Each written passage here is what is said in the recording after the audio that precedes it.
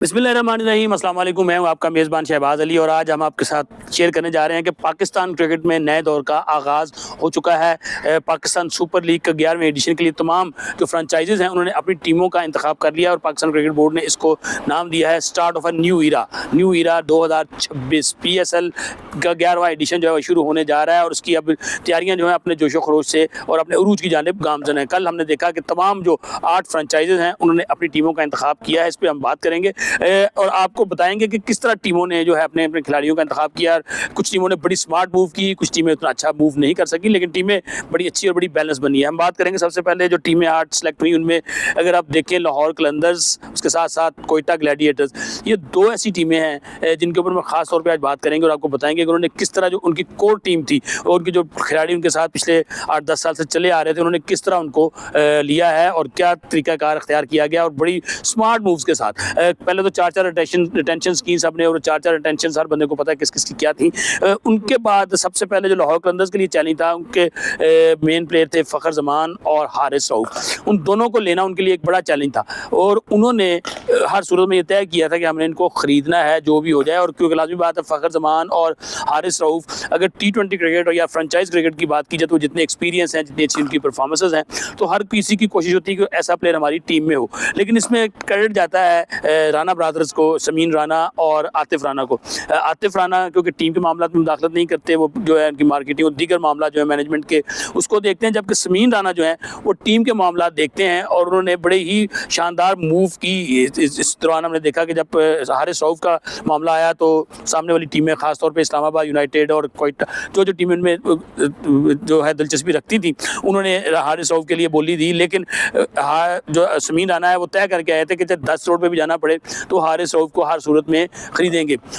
इसी तरह हमने देखा फ़खर जमान की दफ़ा भी ऐसे ही हुआ, क्योंकि जब शमीन से बात हुई तो शमीन का ये कहना था कि जो मेरी कोर टीम है मैं उसको पूरा करना चाह रहा था और उनकी जो रिटेंशन आप देखें, सिकंदर रज़ा हैं, शाहीन शाह अफरीदी हैं, उसके बाद नईम हैं, उसके बाद अब्दुल्ला शफीक, तो ये 4 वो प्लेयर हैं जो प्रोडक्ट हैं अपना इनकी लाहौर कलंदर्स की। इसी तरह फिर हारिस रऊफ तो सबसे बड़ी प्रोडक्ट है लाहौर कलंदर्स की और पाकिस्तान सुपर लीग की।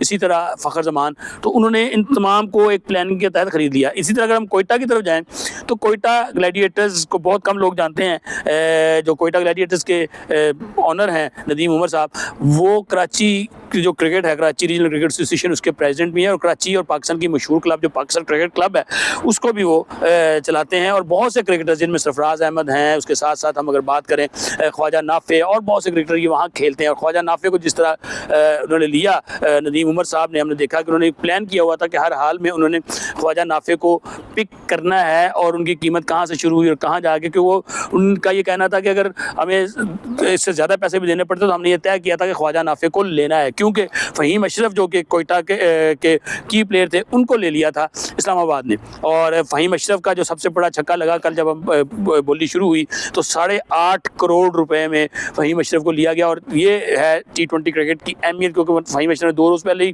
पाकिस्तान को मैच जितवाया था और उस वक्त लाइमलाइट में थे और हर टीम की ख्वाहिश थी कि हम उनको लें, क्योंकि इस्लामाबाद यूनाइटेड में थे, फिर कोयटा ग्लैडिएटर में गए और कोयटा ग्लैडिएटर्स में उनकी परफॉर्मेंसेस बड़ी अच्छी रही। तो दोबारा से कोयटा ग्लैडिएटर्स, इस पर नदीम उमर ने यह भी कहा कि इस्लामाबाद हमसे जो है सूद समेत ले गया फ़हीम अशरफ को। तो बड़ी दिलचस्प सूरत हाल वहाँ हमें देखने में आई। इसी तरह हम देखेंगे, बात करेंगे रावलपिंडी की। रावलपिंडी जो कि मुल्तान सुल्तान थी पहले, जब नेम ऑनर्स आए तो उन्होंने इसका नाम रावलपिंडी रख दिया। अब रावलपिंडी के साथ नाम अभी उन्होंने इसका तय नहीं किया, लेकिन उनका जो बेंच था वो भी बड़ा मजबूत था। वहाँ इंतज़ामुल हक मौजूद थे और बड़ा अच्छा लगा। वहाँ पे पाकिस्तान क्रिकेट टीम के साबिक़ कप्तान राशिद लतीफ़ बड़ा बोल्ड हैं और इस क्रिकेट में और पाकिस्तान की क्रिकेट में उनकी बड़ी खासी गिरफ्त है डोमेस्टिक के ऊपर। इसके साथ साथ मोहम्मद रिजवान जो कि पाकिस्तान के साबिक़ कप्तान हैं वो वहाँ मौजूद थे, टेस्ट विकेट कीपर हैं। इसके साथ साथ वहाँ पे हमने देखा जो राशिद भाई को और के साथ साथ इंजमाम भाई के साथ देखा हमने अब्दुर्रहमान पाकिस्तान की डोमेस्टिक क्रिकेट के चंद जो कामयाब कोचेज़ हैं उनमें से एक हैं और उनकी बड़ी ज़बरदस्त टीम थी और उन्होंने देखा कि बड़ी अच्छी मूव्स की। इसके साथ साथ हम बात करेंगे इस्लामाबाद यूनाइटेड की तरफ, जैसे मैंने पहले बात की दोहराना आऊँगा मैं।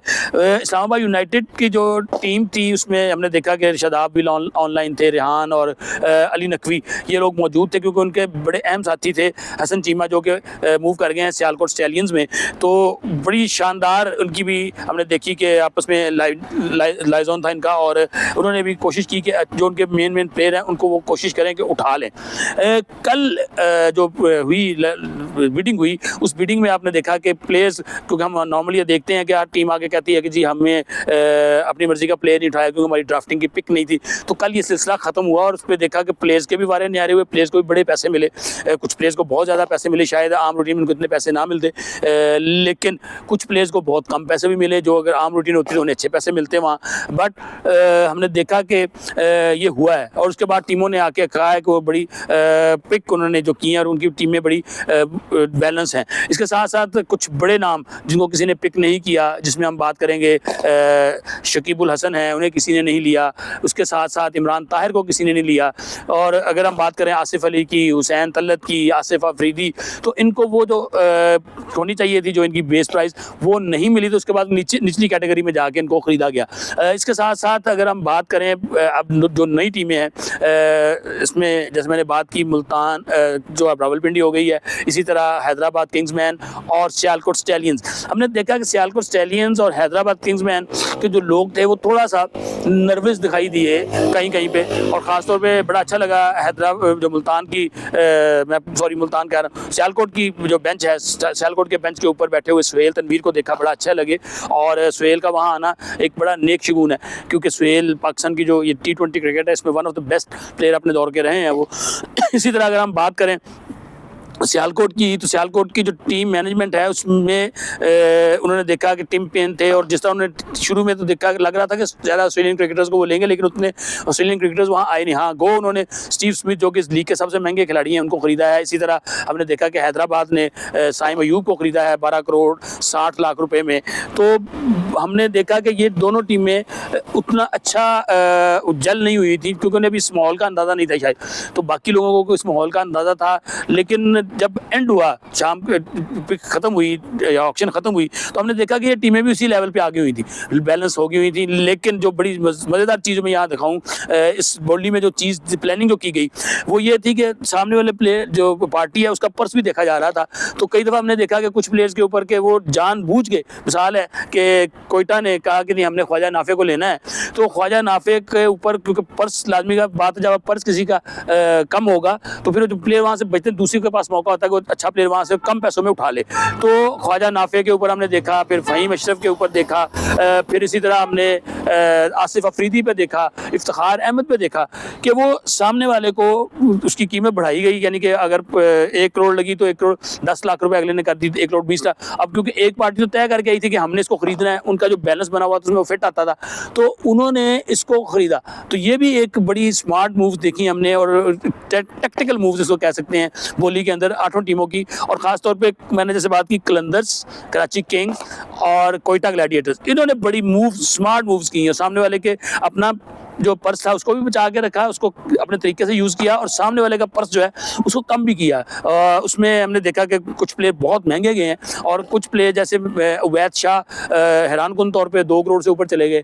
इसी तरह मैंने जैसे बात की आसिफ अली, जो कि इस वक्त भी पाकिस्तान के तो बेस्ट हार्ड हिटर बल्लेबाज हैं, वो सिर्फ 60 लाख रुपए में गए। इसी तरह हमने देखा आसिफ अफरीदी, पहले वो नहीं थे, फिर 60 लाख से दोबारा से मूव शुरू हुई, और फिर वो कहाँ जा पहुँचे। इसी तरह हुसैन तलत भी 60 लाख 62 लाख में गए। तो ये वो चीज़ें हैं जिसने पाकिस्तान क्रिकेट में एक तो रौनक बहाल हुई है, और अब हर बंदा जो है उसको हर प्लेयर की वैल्यू भी जो है वो पता चल गई है। और इसके साथ साथ हम माजी में जो ड्राफ्टिंग हुआ करती थी उसमें होता ही था कि अगर कोई मेरा वाकिफ़ है या आपका कोई वाकिफ़ है तो आपने किसी कोच या ये प्लेयर को देख लेना, तो प्लेयर आसानी से एडजस्ट हो जाते थे। लेकिन इस मरतबा डायरेक्ट मालकान जो थे वो भी इसमें इन्वॉल्व थे, वो पैसे भी डायरेक्ट वहाँ से बोली लग रही थी। तो वो बड़ा ही कोशिश की गई कि डिसिप्लिन तरीके से और उसके साथ साथ इसको बड़े अच्छे तरीके से किया जाए। और इस बोली के हवाले से अगर हम बात करें तो पाकिस्तान क्रिकेट बोर्ड को भी इसका पूरा क्रेडिट जाता है, खासतौर पर सलमान नसीर उनकी टीम को, कि पूरी जो ऑक्शन हुई है उसमें कोई भी तनाज़ा नहीं सामने आया और बड़ी स्मूथ हुई है। और इस लीग के बाद, ये बोली का अमल मुकम्मल होने के बाद, अब पाकिस्तान क्रिकेट की जो PSL है उसका एक तो अगला स्टैंडर्ड शुरू होगा, अगला मरला शुरू होगा, अगला स्टेप आएगा। और आने वाले दिनों में हम देखेंगे PSL की जो रौनकें हैं और PSL की जो एक्टिविटीज़ हैं वो और तेज़ होती जाएंगी। हम आने वाले दिनों में आपके साथ मज़ीद इस हवाले से स्टोरीज शेयर करेंगे। अपने मेज़बान को इस वक्त दीजिए इजाज़त। अल्लाह हाफ़िज़।